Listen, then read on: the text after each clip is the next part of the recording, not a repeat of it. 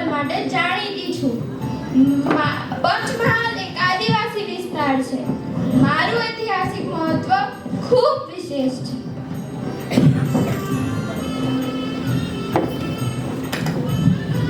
હું મોરબી સિરામિક ઉદ્યોગ માટે જાણીતી છું. મારો ઘડિયાળ ઉદ્યોગ પ્રખ્યાત છે અને મારો ઇતિહાસ બહુ રસપ્રદ છે. હું સૌથી ધનિક શહેર છું. તો શું થયું? માનવ વગર તો ઉદ્યોગ અધૂરા છે. હું આધ્યાત્મિકતા આપું છું. હું તો પ્રકૃતિનો ખજાનો છું.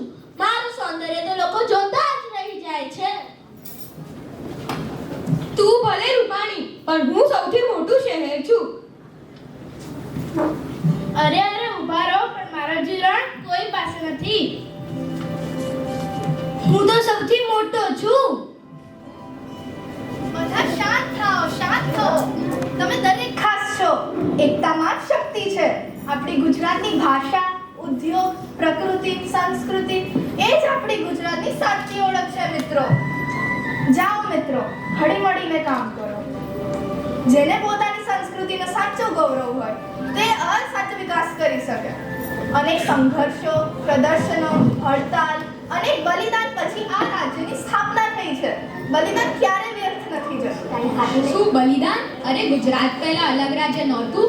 ના ના, પહેલા તો ગુજરાત અને મહારાષ્ટ્ર એક સાથે બોમ્બે સ્ટેટમાં હતું. આવો, હું તમને ગુજરાતના સંઘર્ષ ભર્યા સમયમાં લઈ જાઉં.